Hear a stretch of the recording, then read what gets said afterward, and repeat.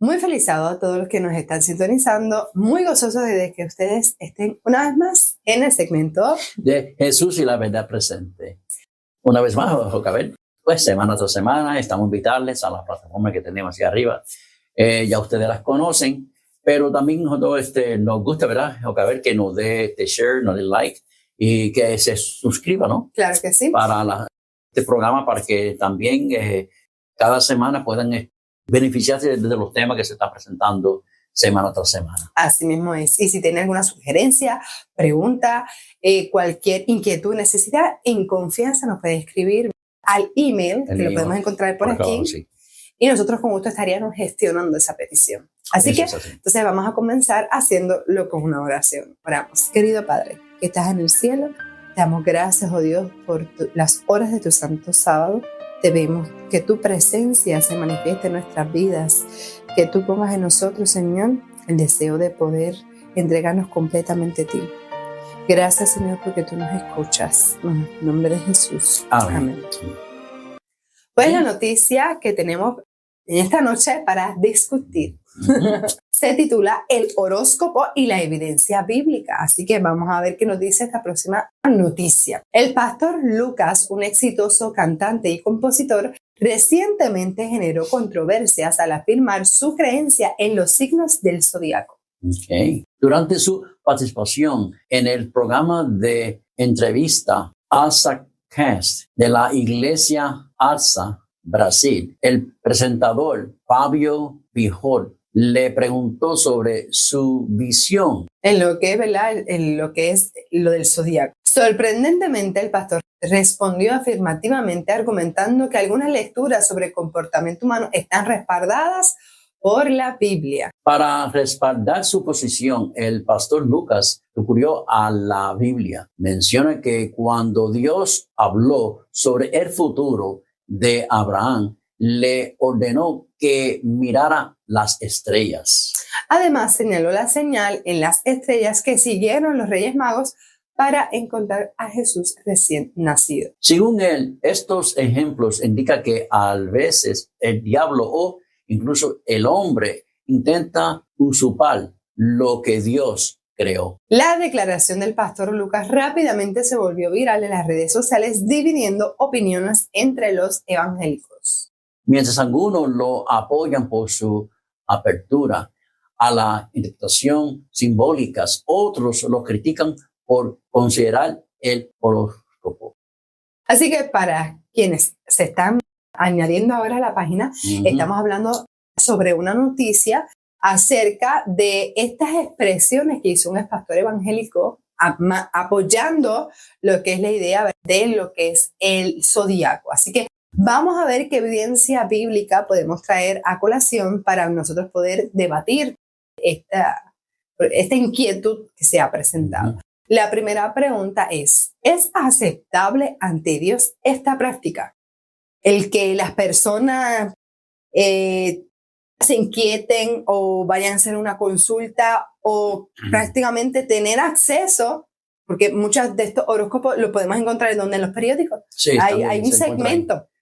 Y tenemos por internet. Y por también, internet que porque eso está ahí accesible. Así que dice en Segunda de Reyes 23:5 lo siguiente. Dice, quitó a los sacerdotes idólatras que los reyes de Judá habían puesto para que quemasen incienso en los lugares altos de las ciudades de Judá y en los alrededores de Jerusalén. También a los que quemaban incienso a Baal, al sol, a la luna, y aquí vamos, y a los signos del zodiaco y a todo el ejército de los cielos. Así que volvemos a lo mismo. Quitó a los sacerdotes que tenían estas prácticas y al pueblo que ellos llegaron a tener consecuencias porque dejaron de adorar al Creador y lo que adoraban era su creación, haciendo estas prácticas que eso no le agradaba para nada al Señor. Exacto. Así que vemos que esto Dios no lo acepta. Vamos a otra pregunta. Bueno, nos dice, ¿qué espíritu apoya la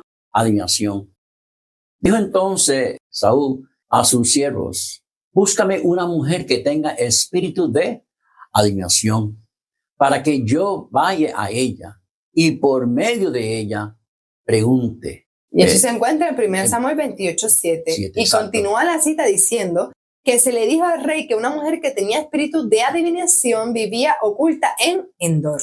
Okay. Esta mujer había pactado con Satanás, mira qué interesante, entregarse por completo a su dominio y cumplir sus propósitos, y en cambio el príncipe del mal hacía milagros para ella y les revelaba cosas secretas. Así que cuando estamos analizando, pero ¿qué relación tiene el zodiaco con la adivinación y el espiritismo? Pues mira, algo bien claro.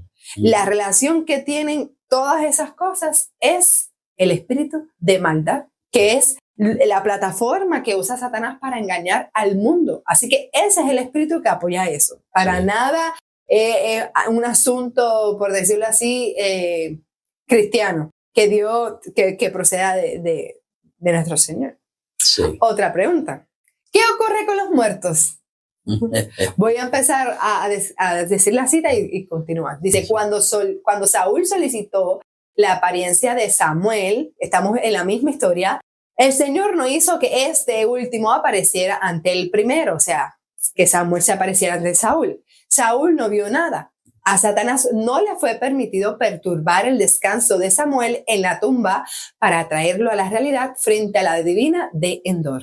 Dios no le ha dado a Satanás el poder de resucitar a los muertos. Eso primero que nada. Pero los ángeles satánicos asumen la forma de amigos, o sea, muertos. Fíjate, hablan y actúan como ellos con el fin de cumplir mejor sus propósitos engañosos.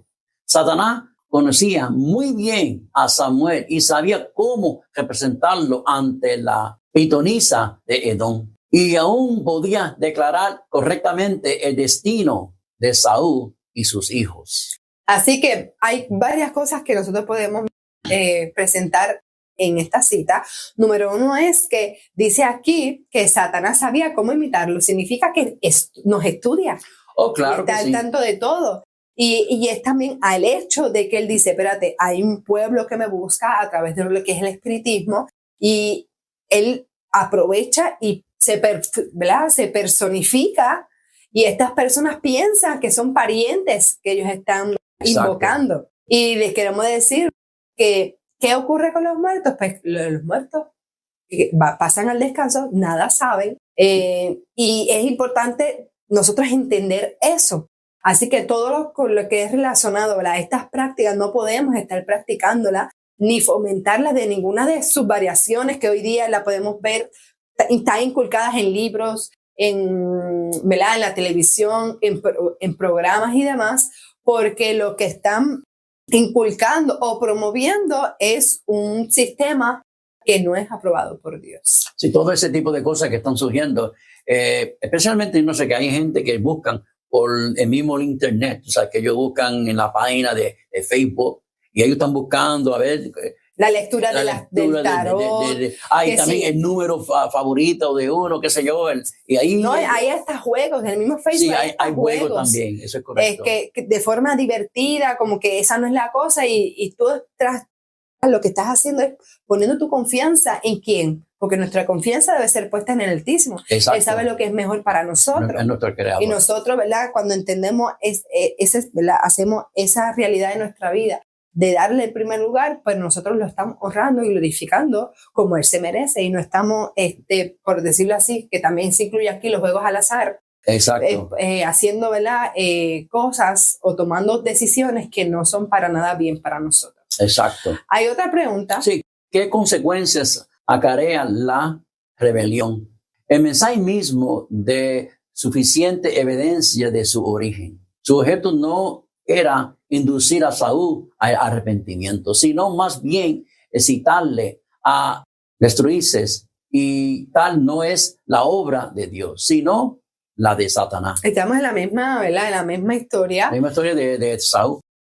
Y dice, ¿verdad? La cita que además el acto de Saúl al consultar a una hechicera se cita en la Escritura como una de las razones por las cuales fue rechazado por Dios y entregado a la destrucción. ¿Por qué? Porque mira lo que dice Primera de Crónicas. Dice, así murió Saúl por su rebelión, con que prevaricó contra Jehová, contra la palabra de Jehová, la cual no guardó, y porque consultó a una adivina y no consultó a Jehová. Volvemos otra vez a la confianza. Mismo, sí. Por esta causa lo mató y traspasó el reino a David, hijo de Isaí. Mira, cuando nosotros ya tenemos el conocimiento, y si no lo tenemos, pues mira, se está presentando una verdad, hay que estudiarla. Cuando entendemos cuál es la voluntad de Dios y nos rebelamos ante esa voluntad, pues tristemente estamos en el enemigo, ¿verdad? En el camino del enemigo. Sí. Y cuando no guardamos la ley de Dios, pues lo que acarrea a nuestra vida no son bendiciones, no van a ser bendiciones. Así que la consecuencia que acarrea la rebelión es muerte, la paga del pecado es muerte. Por eso Dios quiere, ¿verdad?, que nosotros busquemos su presencia, que nosotros podamos confiar en Él plenamente, porque a través de la historia se nos ha confiado tantas verdades que Él ha guardado al pueblo, aún a pesar de la rebelión, sí, le ha dado la oportunidad de poder gozar y de lo que es compartir todas esas bendiciones que tiene para nosotros. ¿Otra pregunta? Sí, otra preguntita. No, ¿existe el perdón para el alma arrepentida? Todas estas personas que tal vez tengan esta práctica o esta curiosidad, ¿tendrán perdón? Vamos a ver, es que nos dice aquí que Dios en Cristo es nuestro y su abundante bendiciones de amor y misericordia nos inextinguible. Desea que cada uno se beneficie de las ricas provisiones que ha hecho para quienes lo aman. Nos invita a todos nosotros a participar con Él en su gloria. La dicha del cielo ha sido prevista para todos los que aman a Dios por encima de todas las cosas y a sus semejantes como a sí mismo. Así que volvemos a lo mismo. En conclusión, podemos decir de esta cita que tenemos que primeramente amar a Dios sobre todas las cosas y a los demás como a nosotros mismos, reconociendo en cada acto, ¿verdad?, que si esta conducta que estamos realizando o esta incógnita que nos está llamando la atención no es algo que Dios apruebe, pues mira, nosotros desecharlo y por ninguna de sus formas tener interés. ¿Por qué? Porque volvemos otra vez. Esto es la plataforma de ese terreno encantador que el enemigo quiere dejarle saber, como si le estuviera haciendo un favor a estas personas porque le está dando una información que nadie sabe, o tal vez le está concediendo poderes que nadie tiene. Pues mira, sí, Él va atrás de tu alma, o sea, de tu perdición. Y no, eso no, yo creo que si las personas se dan cuenta de qué es lo que conlleva yo hacer estas prácticas, pues yo diría que se replantarían todo lo que están haciendo.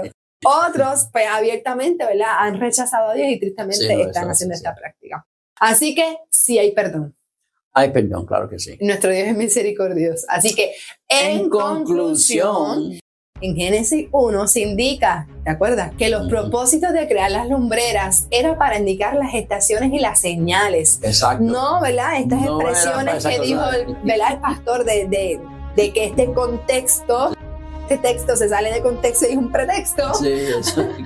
Así que no necesariamente no se puede ver así.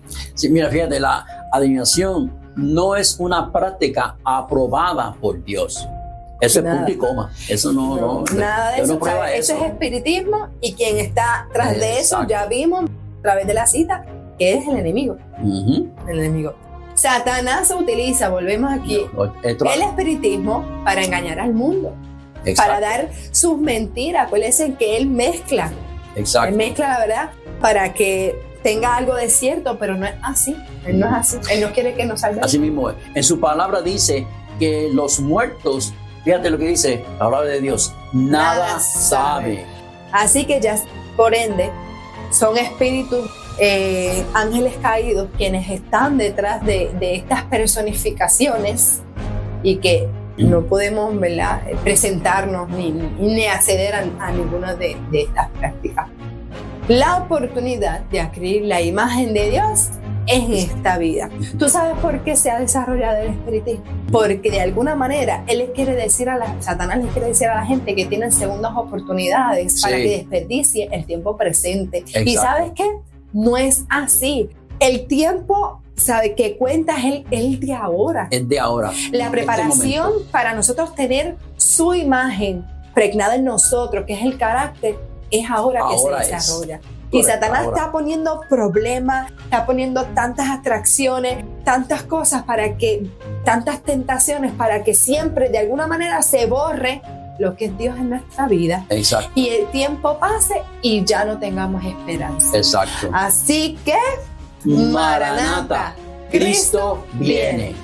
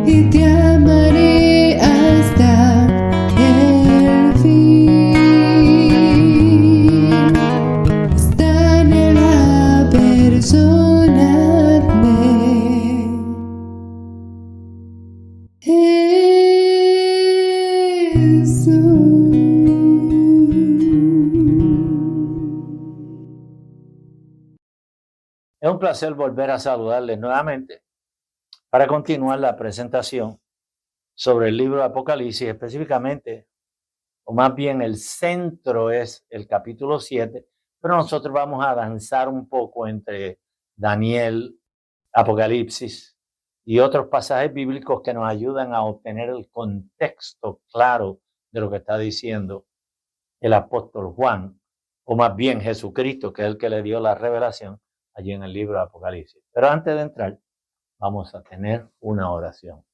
Buen Dios, Padre nuestro, santo, santo, santo es tu nombre. Y damos gracias porque nos das la oportunidad de continuar leyendo, explicando, investigando y compartiendo las Sagradas Escrituras.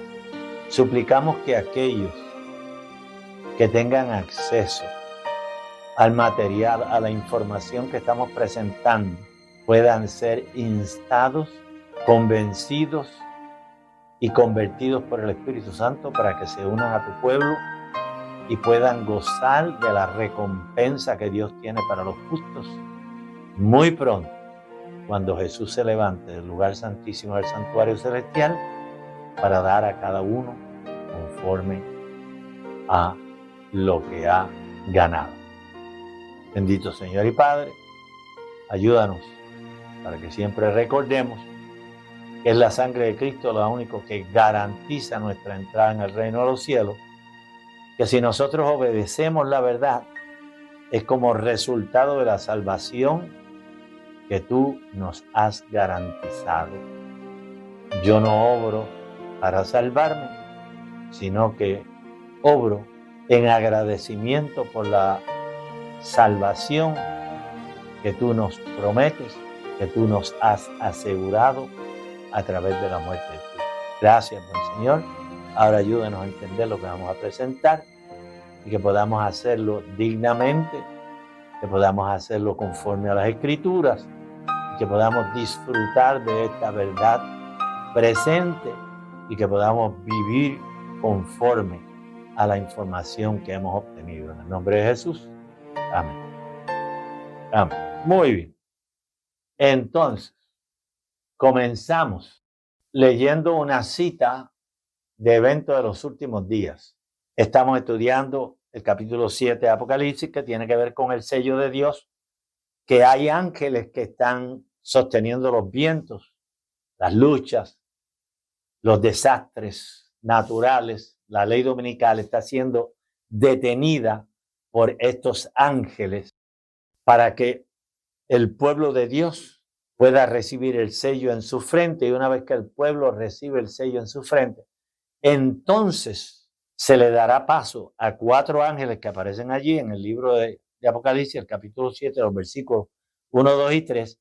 Estos 4 ángeles entonces van a desatar una campaña de destrucción, una persecución que va a traer un tiempo de angustia horrible para el pueblo de Dios. Evento de los últimos días, la página 246. Dios usará a sus enemigos como instrumentos para castigar a aquellos que hayan seguido sus propios caminos perniciosos. Para aquellos que aseguran que Dios no castiga. Señores, Dios sí castiga. Y si no, pregúntenselo a aquella gente en Sodoma y Gomorra.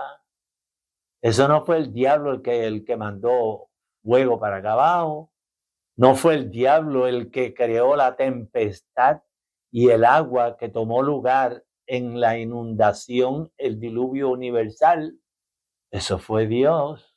Dios usará a sus enemigos como instrumentos para castigar a aquellos que hayan seguido sus propios caminos perniciosos, por los cuales la verdad de Dios ha sido tergiversada, juzgada equivocadamente y deshonrada. Los impíos han dejado concluir su tiempo de gracia. El Espíritu de Dios, al que se opusieran obstinadamente, acabó por apartarse de ellos.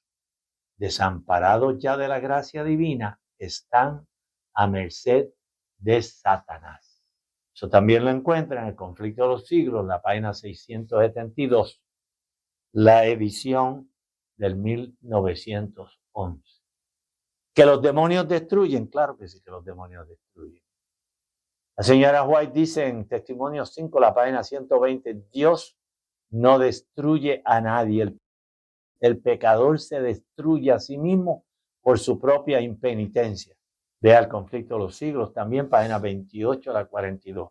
¿Cómo se lleva a cabo esto? Pero eso es bien fácil. El Señor va a destruir el pecado. Satanás, el originador del pecado, nunca ha querido separarse del pecado, ni él, ni los que le siguen, los ángeles caídos que le siguen. Por lo tanto, cuando Dios destruye el pecado, aquellos que se han abrazado al pecado serán destruidos juntamente con el pecado. Precisamente por eso es que la señora White dice, Dios no destruye a nadie. La idea no es matar.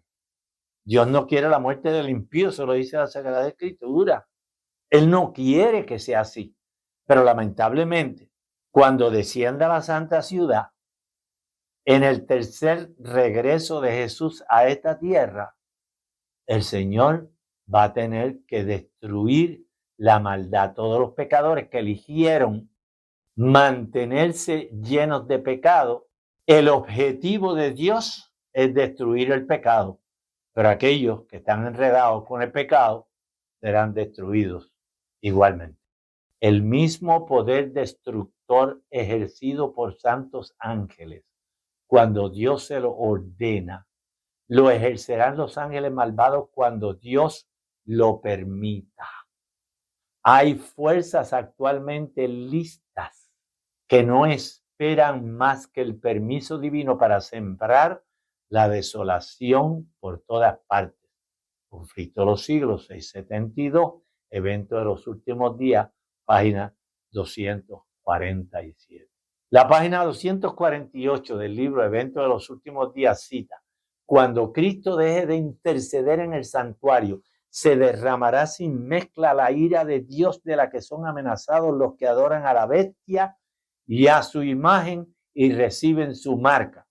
Eso usted lo encuentra en Apocalipsis 14, los versículos 9 al 10. Ahora la página 248 continúa. Vi que los 4 ángeles iban a retener los vientos mientras no estuviese hecha la obra de Jesús en el santuario. Y que entonces caerían las 7 postreras plagas. Estas enfurecieron a los malvados contra los justos, pues los primeros pensaron, o sea, los malvados pensaron que habíamos atraído los justos los juicios de Dios sobre ellos. Primero escrito, página 36. Así que el tiempo de actuar es ¿cuándo? Es ahora. Mientras los ángeles de Dios retienen los vientos, hay ventanas de oportunidad abiertas para predicar y terminar la obra. Eso nadie lo impide al presente. Pero va a venir un momento cuando va a ser demasiado tarde. Una vez la ley dominical sea firmada y ejecutada, será mucho más difícil hacer la obra.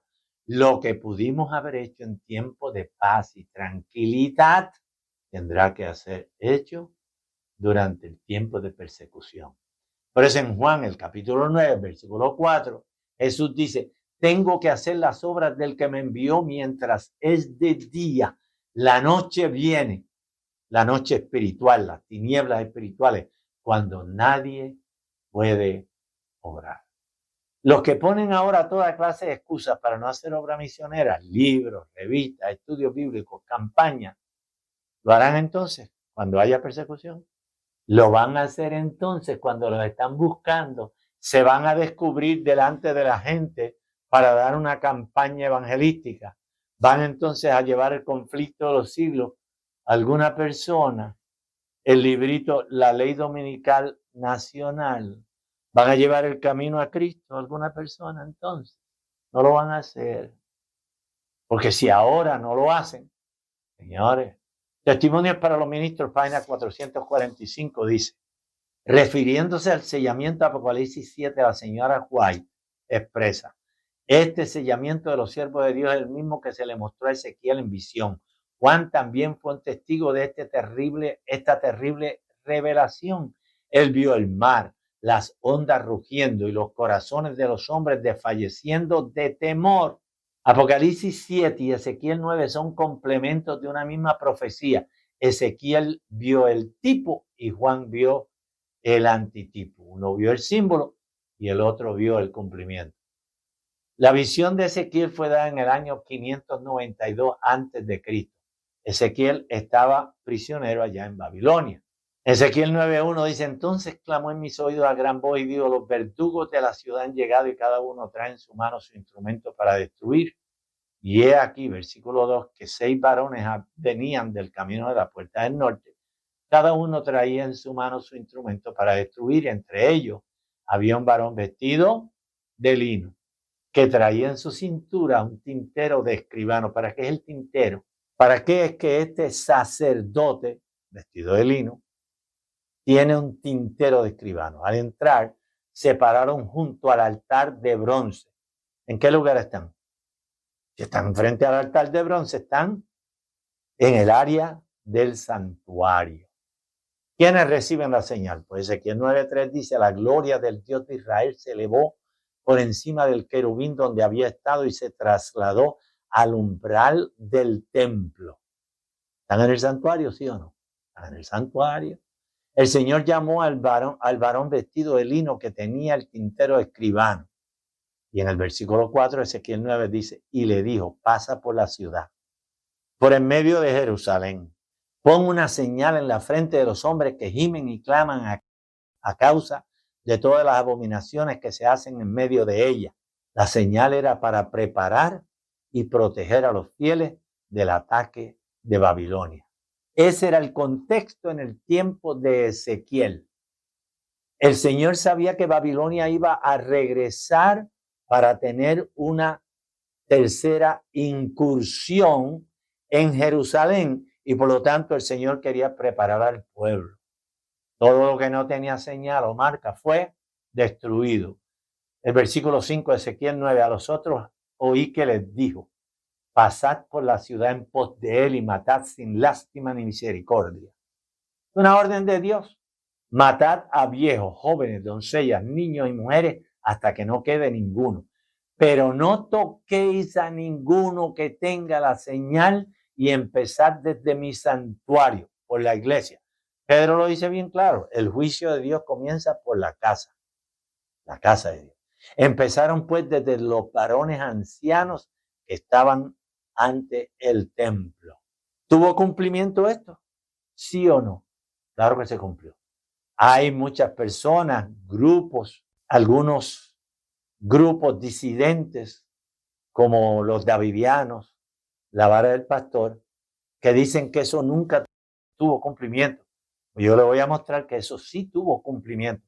Porque si tuvo cumplimiento lo que el Señor profetizó en el pasado, eso nos asegura que lo que está profetizado en Apocalipsis 7 y en Apocalipsis 14 va a tener cumplimiento literal nuevamente. Segunda de Crónicas 36:14. Y también todos los príncipes de los sacerdotes y el pueblo aumentaron la iniquidad, siguiendo todas las abominaciones de las naciones y contaminando la casa que Jehová había santificado. ¿Dónde? En Jerusalén. Entonces el versículo 15 de Segunda de Crónicas 36 dice: Jehová, el Dios de sus padres, constantemente les habló por medio de sus mensajeros, porque se compadecía de su pueblo y de su morada. Isaías 14, 4 y 12. Tipo y antitipo. Nabucodonosor por un lado y Roma papal por la otra. Colmaron la copa de la ira de Dios. El versículo 16, Segunda de Crónicas 36.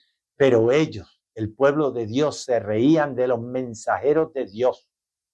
Dios les enviaba profetas, les envió hombres y mujeres para que les previnieran y le dijeran lo que iba a pasar. Babilonia viene. Pero ellos se reían de los mensajeros de Dios. Hoy día no sucede diferente. Menospreciaban sus palabras y se burlaban de sus profetas hasta que la ira de Jehová subió contra su pueblo. Allí no dice contra las naciones paganas. Allí no dice que la ira de Jehová subió contra Nabucodonosor y el pueblo. contra Babilonia. No. La ira de Jehová subió contra su pueblo y no hubo ya remedio. ¿Hasta cuándo vamos a esperar? Hasta que no haya remedio. El Señor quiere que nosotros, nos dio la orden, nos dijo bien claro, id, predicar el evangelio, enseñándole las cosas que yo les he mostrado, bautizándolos en el nombre del Padre, del Hijo y del Espíritu Santo. El versículo 17 de 2 de Crónicas 36 dice, por eso Jehová trajo contra ellos al rey de los caldeos, que mató a espada a sus jóvenes en la casa de su santuario, sin perdonar joven, ni doncella, ni anciano, ni decrépito, a todos entregó en sus manos. Vuelvan y lean Ezequiel capítulo 9, versículos 1 al 7, a ver si el lenguaje no es exactamente el mismo, lo que profetizó el Señor a través de Ezequiel. Dios permite a los caldeos destruir su ciudad, Jerusalén, el santo monte. Segunda de Crónicas 36, 18.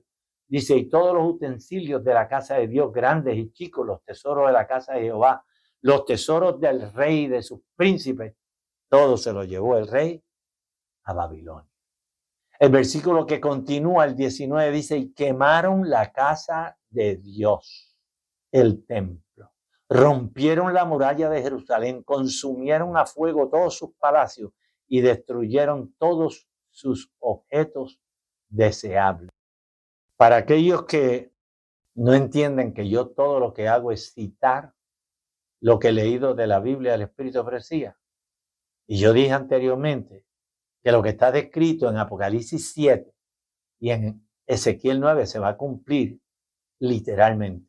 La carta 106 del 1909 y en Manuscript Releases, manuscritos no publicados, el tomo 1, la página 261, vean lo que dice la sierva del Señor. Estudien el capítulo 9 de Ezequiel, estas palabras se cumplirán literalmente.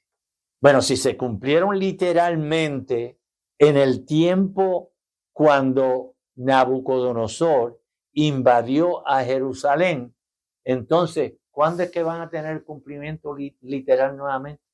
Es lo que dice el Espíritu de Profecía. El tiempo pasa y el pueblo está durmiendo. Se rehúsan a humillar sus almas y convertirse. El tiempo es corto. Dios está llamando. ¿Está llamando el Señor ahora a los hebreos del tiempo de Ezequiel? Señor, Dios está llamando. ¿A quién está llamando? Al pueblo adventista. ¿Le escucharás? ¿Recibirás el mensaje? ¿Te convertirás antes que sea demasiado tarde? Pronto, muy pronto, todo caso se decidirá. Y ella está citando Apocalipsis 22, 11. Pronto, muy pronto, todo caso se decidirá para la eternidad. Y entonces, la decisión es, el que es justo sigue siendo justo. Y el que es impío seguirá siendo impío cada vez más. Un solo pecador puede traer desgracia a toda la iglesia. Oye los testimonios, el tomo 1, la página 334. Allí dice bien claro la sierva del Señor, pero si los que ocupan puestos de responsabilidad, ¿quiénes son esos que ocupan puestos de responsabilidad? Pues señores, desde los diáconos por ahí para arriba hasta el presidente de la Asociación General. Si los que ocupan puestos de responsabilidad pasan por alto los pecados del pueblo, su desagrado, y su está escrito con una S mayúscula, lo cual implica que se está refiriendo a Dios. Su desagrado pesará sobre ellos, el desagrado de Dios. Y el pueblo de Dios será tenido en conjunto por responsable de esos pecados. Precisamente por eso es que el Señor tiene que limpiar la iglesia. Tiene que purificarla. ¿Cómo la va a purificar? Pues señores, la pandemia se llevó un 30% de los miembros de la iglesia. Y esos no han regresado. Los que se fueron con el COVID, se quedaron con el COVID. Pero ahora el Señor ha de permitir que se firme la ley dominical. En el libro Testimonios para la Iglesia, el tomo 5 en inglés, la página 80 a la página 82. Allí dice que el Señor va a permitir que se firme la ley dominical para que los cobardes y los medio convertidos que hay en la iglesia abandonen la iglesia. No es que el Señor los va a echar, no es que los van a desfraternizar, se van de la iglesia. El Señor lo dijo bien claro, cerca de 2000 años atrás. Nadie se atreve a tocar la cizaña. El que sabe quién es cizaña y quién no es cizaña soy yo. Así que cuando llegue el momento, yo me voy a encargar de separar el trigo de la cizaña. Y el Señor tiene su modo. En su trato con su pueblo en lo pasado, el Señor reveló la necesidad de purificar la iglesia del mal. Un pecador puede difundir tinieblas que privarán de la luz de Dios a toda la congregación. Oye, los testimonios 1, página 334. Precisamente por eso es que no se puede derramar la lluvia tardía. Mientras la iglesia está contaminada con el pecado, pecadores que se niegan a abandonar el pecado. Esto no es la persona que en algún momento se descuidó y pecó. No. Estas son personas rebeldes, personas que no importa cómo lo escuchen de la iglesia, que el Señor espera que nosotros nos convirtamos, que seamos obedientes para que podamos ser restituidos a la condición original en que estaban Adán y Eva en el huerto del Edén. El Señor quiere hacer eso con la iglesia, con el pueblo adventista, para que el pueblo adventista reciba la lluvia tardía. Y una vez que recibe la lluvia tardía, señores, no hay demonio que se le pare al frente.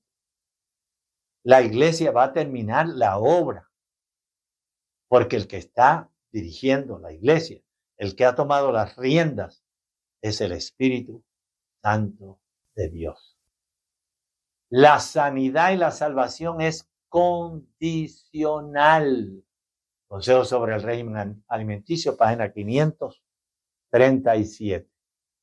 Fíjense lo que dice. Trabajo perdido es enseñar a la gente a considerar a Dios como sanador de sus enfermedades, si no se le enseña también a desechar las prácticas malsanas.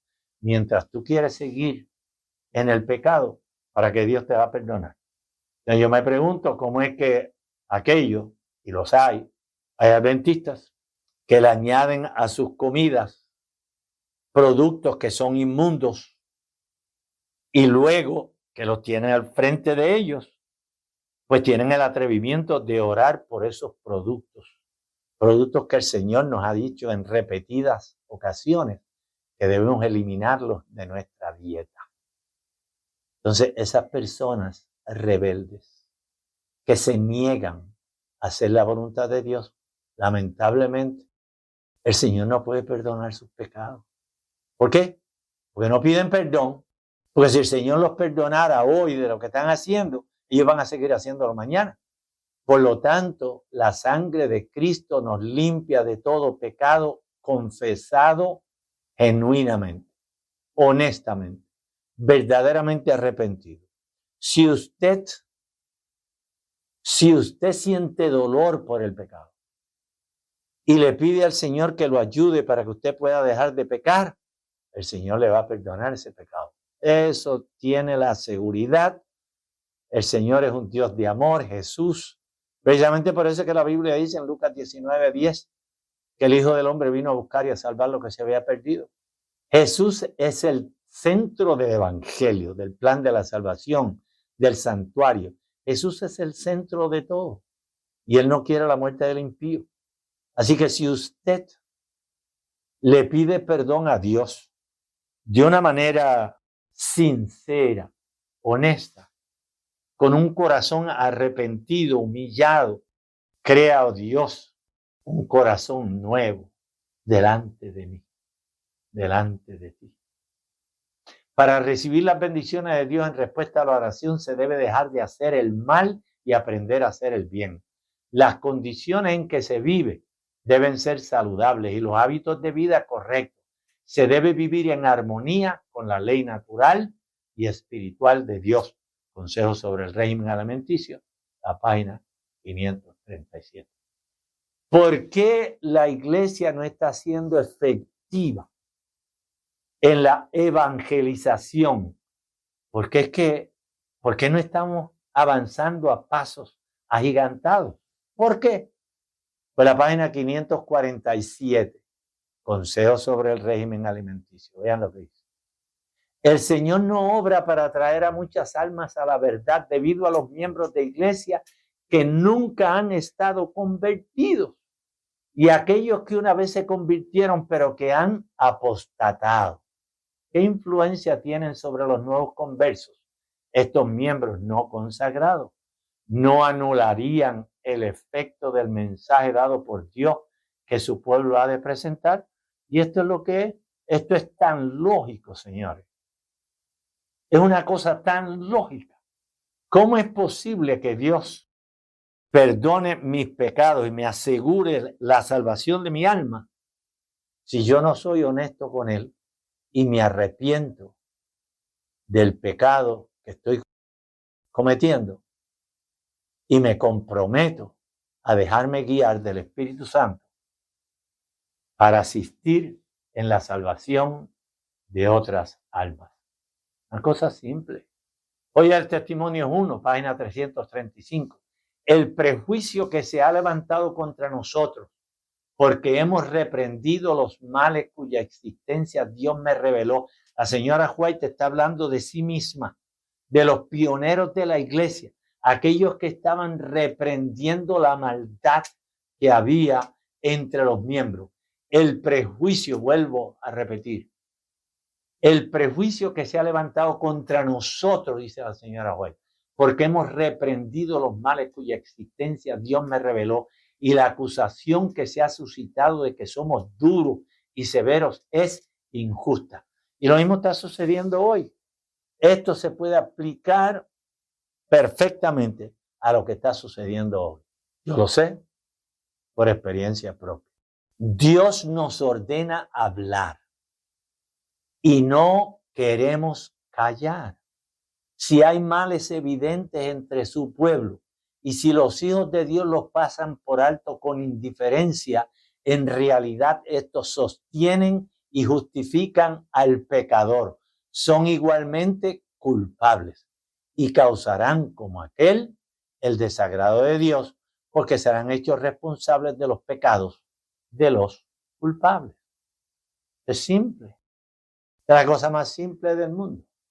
Si hay males evidentes, yo, como ministro del Evangelio, como pastor, como líder de la iglesia, como anciano, como quien está en una posición de responsabilidad, si yo paso por alto, cierro mis ojos a la realidad que está tomando lugar en la iglesia, el Espíritu Santo dice que yo soy tan culpable como el pecador que está cometiendo la falta y que igualmente seré tratado por el Señor, responsable de los pecados de los culpables. Es una cosa seria. Y eso, el que quiera criticar a la señora White por eso, pues vaya a Ezequiel, el capítulo 3 o el capítulo 18, en donde dice bien claro allí, si el justo mira al otro injusto que está cometiendo una injusticia y no le llama la atención, allí dice que la sangre va a caer sobre ese justo que no tomó responsabilidad por lo que había observado en la otra persona. Pasa la página. Oye los testimonios. Tomo 1, página 336. Se me ha mostrado en visión muchos casos que provocaron el desagrado de Dios por la negligencia de sus siervos al tratar con los males y pecados que existían entre ellos. Los que excusaron estos males fueron considerados por el pueblo como personas de disposición muy amable, simplemente porque rehuían el desempeño de un claro deber bíblico. La tarea no era agradable para sus sentimientos, por lo tanto, la eludían. Yo les puedo decir de un caso en donde me llamaron de un estado de los Estados Unidos para que yo fuera a una iglesia a tener una semana completa hablando sobre las normas de la iglesia. Y por supuesto, cuando yo tuve que hablar de la vestimenta, de las joyas, del oro, de la inmoralidad que está entrando, de la música, de la falta de compromiso en la forma como nosotros guardamos el sábado, cómo contribuimos económicamente con la iglesia, cómo debemos de sacar primeramente la parte que le pertenece a Dios y enviarla a la iglesia. Y nosotros nos tenemos que estar preguntando, yo voy a contribuir con lo que Dios me pide que yo contribuya. Si aquellos no están utilizando los fondos que han recibido de la manera como Dios les exige, ellos tendrán que responder a Dios. Pero yo cumplí con mi parte. ¿A que yo tengo que ser responsable? No, yo no tengo que ser responsable, yo no tengo que estar juzgando ahora cómo van a utilizar esto, cómo van a utilizar lo otro. Una vez que yo devolví mi diezmo, mis ofrendas, ahora pasa bajo la responsabilidad de personas que deben saber lo que tienen que hacer, para qué está destinado ese diezmo. Y ustedes saben que el diezmo está destinado única y exclusivamente para sostener los ministros. No es para ninguna otra cosa.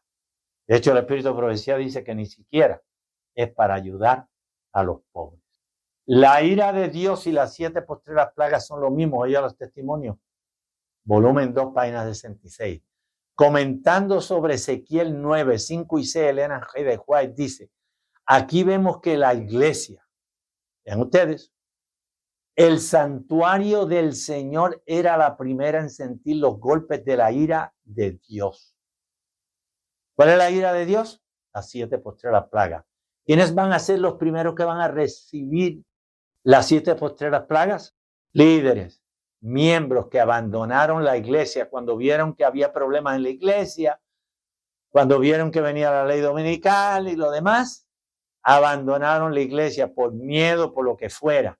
Lamentablemente, van a recibir el resultado lógico de haber abandonado el pueblo de Dios en el tiempo de emergencia.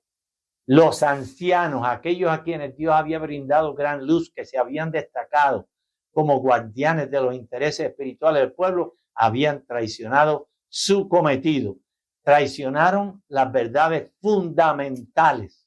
Primera joya de los testimonios, volumen 1, 335. Nótese esto con cuidado. Los que reciban la marca pura de la verdad, el sello de Dios, desarrollada en ellos por el poder del Espíritu Santo y representada por el sello del hombre vestido de lino, hablando aquí de Ezequiel 9, son los que gimen y claman a causa de todas las abominaciones que se hacen en la iglesia. Lea la página 335, oye los testimonios, volumen 1. Su amor por la pureza y el honor y la gloria de Dios es tal, y tienen una visión tan clara del carácter excesivamente pecaminoso del pecado, que se les representa agonizando, suspirando y llorando. Léase el capítulo 9 de Ezequiel. Ahora, porque el Espíritu de Profecía señala que no es nada diferente de lo que dice el testigo fiel y verdadero en Apocalipsis 3, versículos 14 al 17.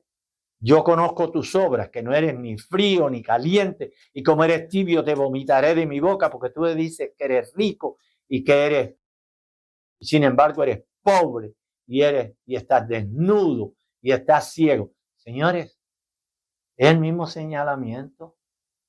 ¿Ok? ¿Eso quiere decir que yo voy a abandonar la iglesia? No, señor. No, señor. Ahora es cuando yo me voy a consagrar más a mi Señor, porque yo sé que el tiempo del regreso de Jesús está a las puertas. No, yo no quiero estar entre los cobardes que van a abandonar la iglesia.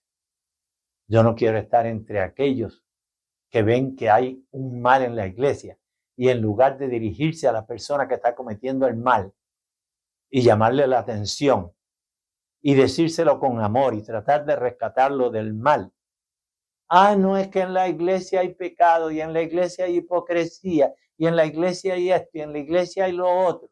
Señores, es que Jesús fue claro Cuando tú entras a la iglesia, si tomaste las clases, los estudios bíblicos, debiste haber sido informado que en la iglesia hay trigo y hay cizaña.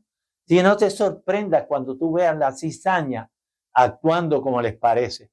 Mantente fiel, mantente firme, porque el reino de los cielos se hace fuerte y solamente los valientes son los que permanecen. No eches a huir. No te vayas como los cobardes.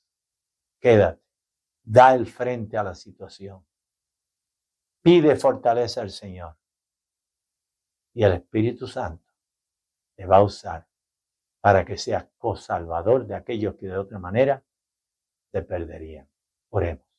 Padre y Señor, nuevamente te damos gracias porque eres un Dios de misericordia, de piedad, de bondad, que quieres la salvación de todos los seres humanos en este mundo. Ayúdanos, consagrarnos, someternos a tu voluntad y hacer aquello que es digno, que es justo delante de tu presencia. Cuando tú vengas, sálvanos. Por amor a Jesús. Amén.